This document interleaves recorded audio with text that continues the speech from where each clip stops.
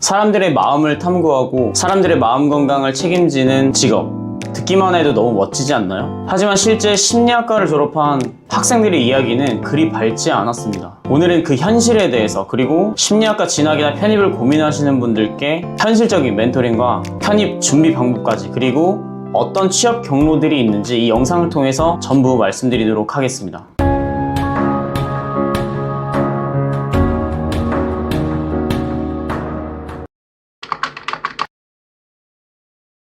심리학과는 마치 자신을 알고 싶어서 또는 누군가를 도와주고 싶어서 선택하게 되는 멋진 전공처럼 보입니다. 실제로 많은 대학에서 심리학과는 전과생 비율이 높고 인기 전공으로 손꼽히고 있어요. 하지만 이 전공이 가진 환상과 현실에 대한 간극은 반드시 여러분들이 인지해야 됩니다. 저도 심리학 강의를 굉장히 많이 보는데 서울대학교 최인철 교수님이나 아주대 인지심리학자 김경일 교수님 같은 정말 재미있고 공감 갈 만한 내용들로 강의를 구성하셔서 이야기해 주시는 내용만 들어보면 심리학이라는 학문이 굉장히 긍정적이고 전망이 밝은 그런 학문인 것 같은 느낌이 들어요. 하지만 현실의 이야기는 정말 다릅니다. 어떤 분야를 선택하건 이 영상을 보시는 분들은 선택하시는 분야가 직업적으로 꼭 이어지길 바라고, 또 직업에서의 만족도 또한 높아서 지금 이 심리학 전공을 선택하시는 것에 대해서 후회하지 않으시길 바랍니다. 그럼 현실적인 이야기를 좀 더 드려보도록 할게요.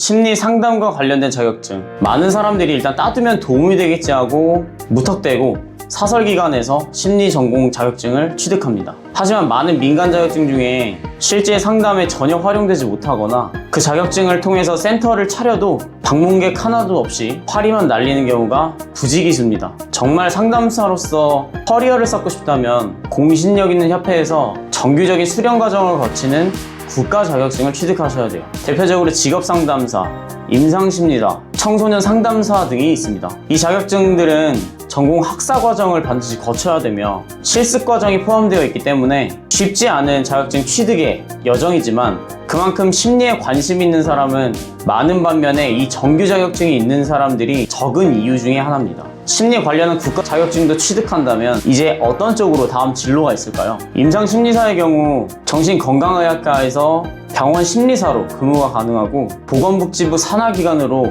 취업도 가능하고요. 아동이나 청소년 상담센터, 법무부, 경찰청, 군부대의 심리평가직으로도 일을 할 수 있습니다. 청소년 상담사는 주로 청소년들의 진로나 심리 상담을 해주는 꿈 드림센터 등의 취업, 만약 심리유사 교육 관련한 전공이라면 학교에서 상담사로도 취업될 수 있어요. 이 외에 프리랜서 계열로는 대표적으로 상담센터를 오픈할 수 있고요. 온라인을 잘 활용한다면 심리 컨텐츠 관련한 일도 하실 수 있습니다.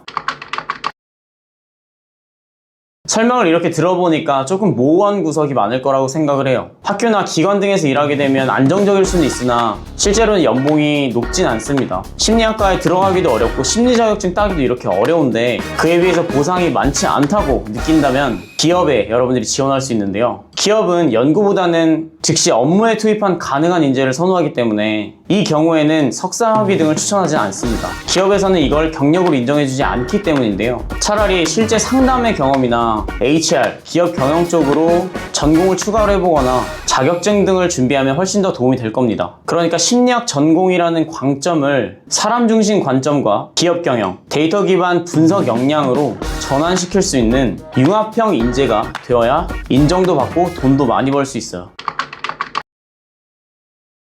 수능 등의 입시와는 다르게 심리학과에서는 편입학의 문을 많이 닫아놓습니다. 많은 학교들이 적게 뽑거나 아예 안 뽑는 학교도 있기 때문에 요강을 철저히 확인하고 분석해야 됩니다. 그래서 우리가 편입학으로 심리학과에 갈 때는 소신권과 적정권을 선정하기가 매우 어려워요. 하지만 기본적으로 심리학과 편입시험은 대부분 영어 시험으로 이루어져 있기 때문에 기본적으로 영어 시험을 준비해 주셔야 되고 추가로 전적대 성적 꼭 필수로 준비해 두셔야 됩니다. 전적대 성적은 아시죠? 학점은행제로 충분히 세탁 가능하니까 이 부분 필요하시면 문의 주시고요. 여러분들이 학과에 대해서 아셔야 되는 게 심리학과라고 써있는 전공은 진짜 심리학과 전공이고요. 하지만 대부분의 학과들은 심리유사전공학과들이 훨씬 더 많습니다. 예를 들어 사회복지학과나 아동, 교육, 미디어 커뮤니케이션 같은 학과들을 들 수가 있어요. 미디어 커뮤니케이션 같은 경우에는 심리 상담사로 활동하기는 조금 어려울 수 있지만 기업에서 HR 관련 쪽으로 취업을 하거나 지원을 하시기에는 더 나을 수도 있습니다. 심리학과 자체는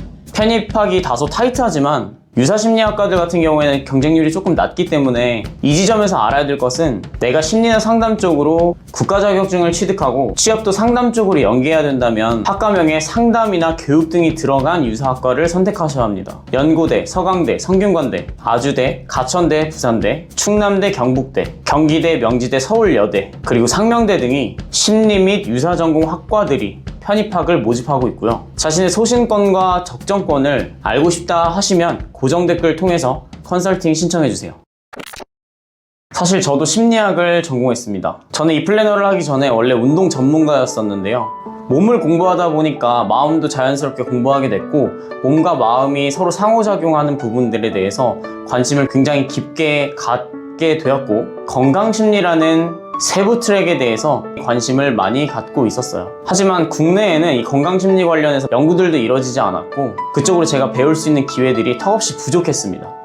그래서 이 시장을 내가 개척해야겠다 생각을 했고 추후에는 연세대 특수대학원에 심리 관련 융합 전공으로 석사를 할 계획이 있고요. 나중에는 몸과 마음에 대한 연구와 그에 관련된 책도 쓰고 싶고 좋은 정보들을 사람들한테 많이 알려주고 싶습니다. 여러분들이 심리를 전공하려고 하는 구체적인 이유가 무엇일까요? 그리고 그 과정을 이 사회에서 어떻게 쓰이게 하고 싶은가요? 심리를 전공하고 취업을 하다 보면 정말 힘든 순간이 있고 포기하고 싶고 회의적인 순간이 반드시 찾아올 텐데 어떤 동기로 그 구간을 넘을 수 있나요? 스스로에게 질문을 던져보는 시간을 갖기를 바랍니다. 감사합니다.